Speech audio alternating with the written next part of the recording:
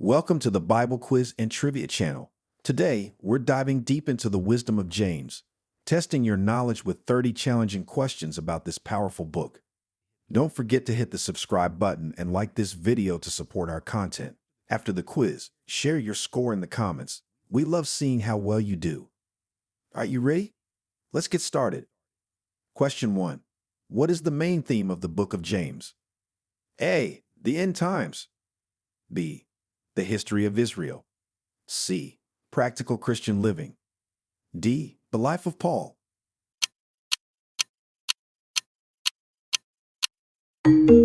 Answer: C. Practical Christian living. James focuses on practical aspects of Christian living, emphasizing faith expressed through good works, the control of the tongue, and humility. Question 2. Who is traditionally considered the author of the book of James? A. James, brother of John. B. James, son of Zebedee.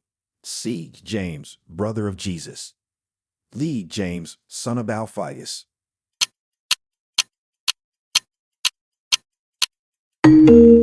Answer: C.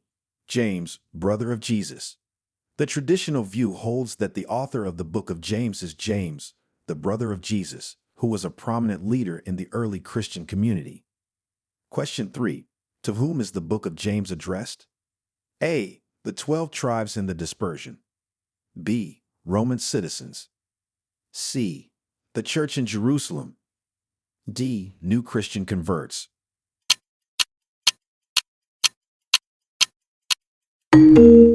Answer: A. The 12 tribes in the dispersion. James addresses his letter to the 12 tribes in the dispersion, referring to Jewish Christians scattered outside of Palestine. Question 4. How does James describe the relationship between faith and works?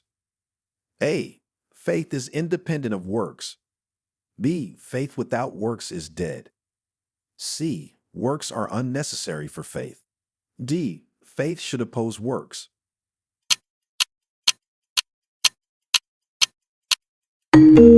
Answer: B. Faith without works is dead.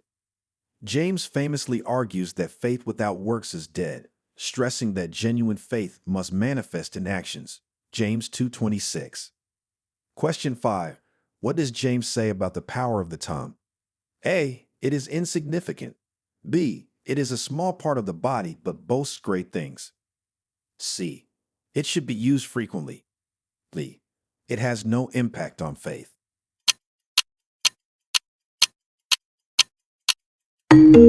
Answer: B. It is a small part of the body but boasts great things. James emphasizes the disproportionate impact of the tongue, describing it as a small part that can boast of great things and cause significant harm. James 3-5. Question 6. How does James address the issue of trials and temptations? A. Ignore them. B. They should be met with joy. C. They are signs of God's displeasure. D. They are unimportant.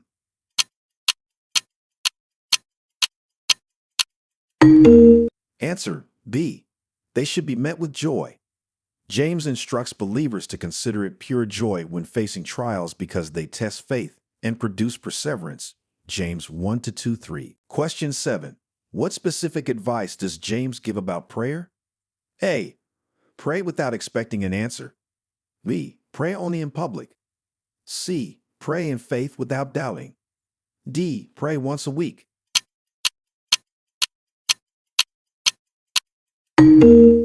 Answer: C. Pray in faith without doubting. James advises that anyone who asks God for wisdom must believe and not doubt, emphasizing the importance of faith in prayer. James 1-6. Question 8. What is the warning James gives to the rich? A.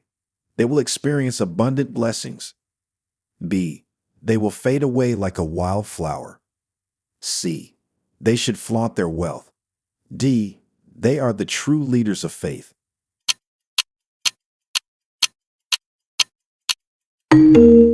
Answer: B. They will fade away like a wild flower. James warns the rich that they will fade away in the midst of their pursuits, just like a wild flower. James 1:10-11. Question 9. How does James describe pure and undefiled religion? A. Attending church regularly. B. Wealth accumulation.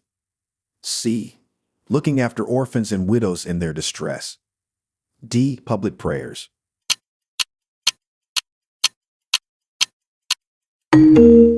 Answer. C.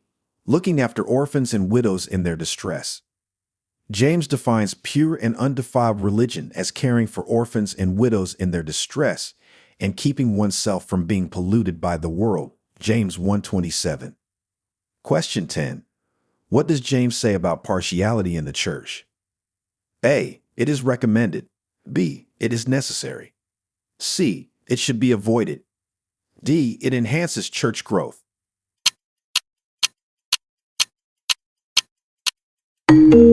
Answer. C. It should be avoided. James admonishes against showing favoritism or partiality in the church, especially towards the rich over the poor. James 2:1-4. Question 11. How does James compare earthly wisdom and heavenly wisdom? A. They are identical. B. Earthly wisdom is superior. C. Heavenly wisdom is pure, peaceable, gentle, and full of mercy. D. Heavenly wisdom is impractical.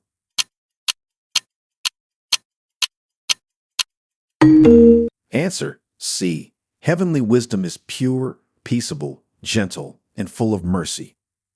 James contrasts earthly wisdom, which is selfish and unspiritual, with heavenly wisdom, which is characterized by purity, peace, gentleness, and mercy. James 3:17.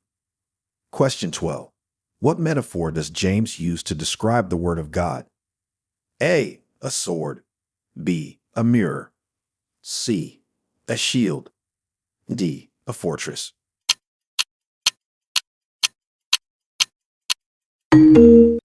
Answer. B. A mirror. James likens the Word of God to a mirror, suggesting that listeners who do not act on the Word are like people who look at themselves in a mirror and then forget what they look like. James 1:23-24. Question 13. What does James teach about patience and suffering?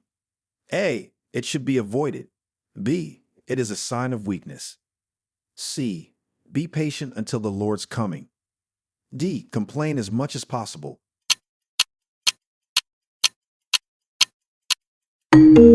Answer. C. Be patient until the Lord's coming. James encourages believers to be patient in suffering and to wait patiently for the Lord's coming, likening their endurance to that of a farmer waiting for the land to yield its valuable crop. James 5-7-8. Question 14. How does James advise dealing with conflicts and disputes among believers? A. Encourage them. B. Ignore them. C. They come from desires that battle within you. D. They should be resolved with aggression.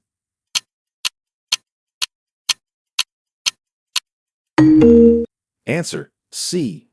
They come from desires that battle within you. James explains that conflicts and disputes among believers stem from desires that battle within individuals, leading to quarrels and fights. James 4:1. Question 15. What does James warn about boasting about the future? A. It is wise. B. It is encouraged. C. It is evil. D. It should be done daily.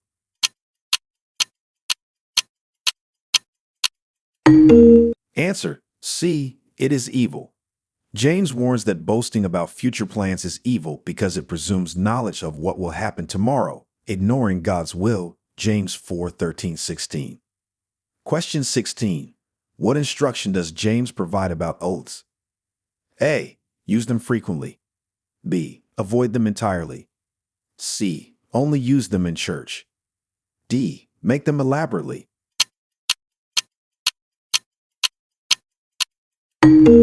Answer. B. Avoid them entirely. James instructs to avoid making oaths, either by heaven or earth or with any other oath, but to let one's yes be yes and no be no, to avoid falling under condemnation. James 5:12. Question 17. How does James describe the prayer of faith? A. Ineffective. B. Will heal the sick. C. Only for the righteous. D. Should be silent.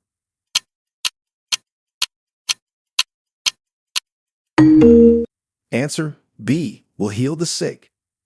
James states that the prayer of faith will save the sick and the Lord will raise them up, highlighting the efficacy of faithful prayer in times of illness. James 5:15. Question 18. What does James say about confessing sins to one another? A. It is unnecessary.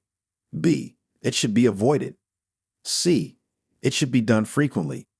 D. It should be done in private only.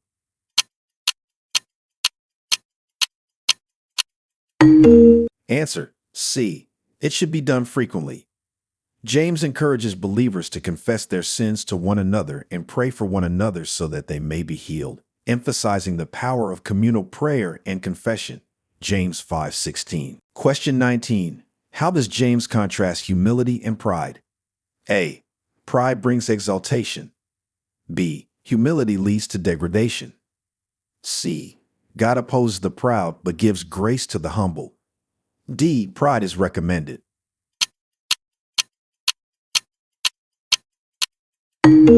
Answer: C. God opposes the proud but gives grace to the humble. James underscores that God opposes the proud but provides grace to the humble, encouraging believers to humble themselves before the Lord. James 4-6. Question 20. What does James teach about the danger of self-deception? A. It is a virtue. B. It is recommended in faith. C. It is rare and unimportant. D. Be doers of the word, not hearers only.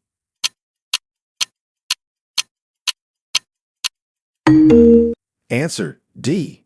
Be doers of the word, not hearers only. James warns against self-deception by being merely hearers of the word and not doers, which is akin to a man who looks at his face in a mirror and immediately forgets what he looks like. James 1:22-24. Question 21. How does James explain the law of liberty? A. It is restrictive. B. It is obsolete. C. It frees us from sin. D. It will be judged by it.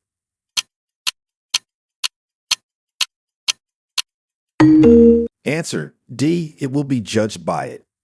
James refers to the perfect law of liberty, suggesting that believers who persevere in this law will be blessed in their deeds, and it is this law by which they will be judged. James 1:25-2:12. Question 22. What role does mercy play in the book of James? A. It triumphs over judgment. B. It is less important than sacrifice. C. It is only for the weak. D. It should be rare.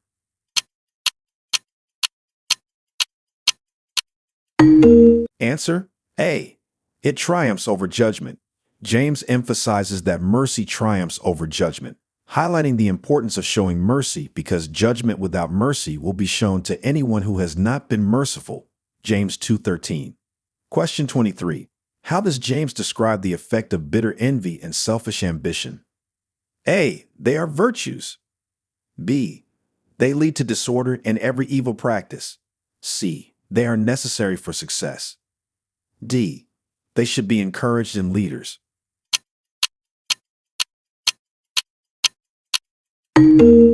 Answer: B. They lead to disorder and every evil practice.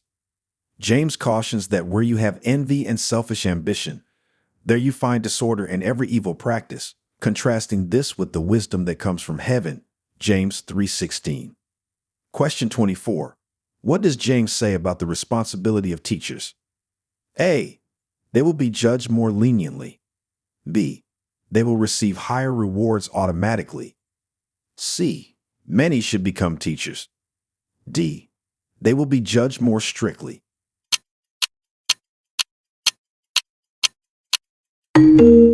Answer: D.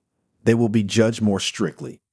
James warns that not many should become teachers because those who teach will be judged more strictly, acknowledging the significant influence teachers have on others. James 3:1. Question 25.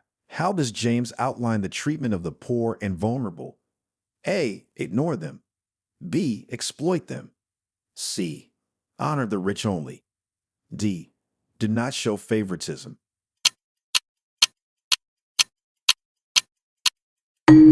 Answer: D. Do not show favoritism. James instructs believers not to show favoritism and to treat the poor with dignity, highlighting that faith in Jesus Christ should not coexist with favoritism towards the wealthy. James 2:19. Question 26. What analogy does James use to illustrate the concept of faith without works? A.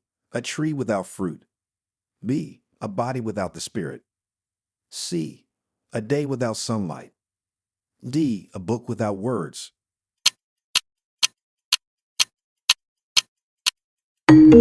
Answer B. A body without the spirit. James uses the analogy of a body without the spirit to describe faith without works, indicating that just as the body is dead without the spirit, so faith is dead without works. James 2:26. Question 27. What example from nature does James use to illustrate the power of the tongue? A. A leaf in the wind. B. A small rudder of a ship. C. A mountain. D. A ray of light.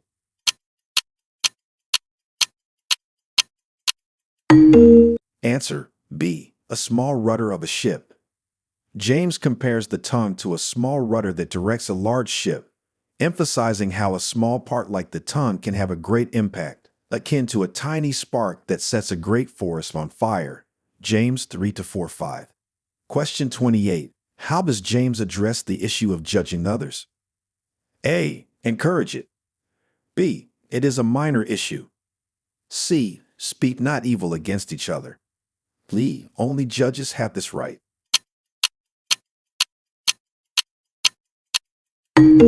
Answer C. Speak not evil against each other. James advises against speaking evil against or judging one another, reminding believers that there is only one lawgiver and judge who is capable of saving and destroying. James 4:11-12. Question 29. What does James say about the efficacy of the prayer of a righteous person? A. It is ineffective. B. It is powerful and effective. C. It should be limited. D. It is unnecessary.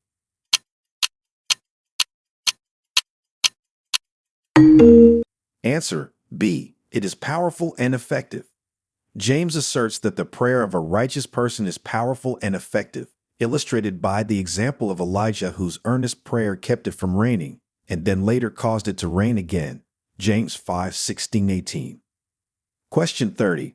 How does James encourage believers to act in the face of oppression? A. To join the oppressors. B. To ignore it. C. To be patient and stand firm. D. To fight back with violence.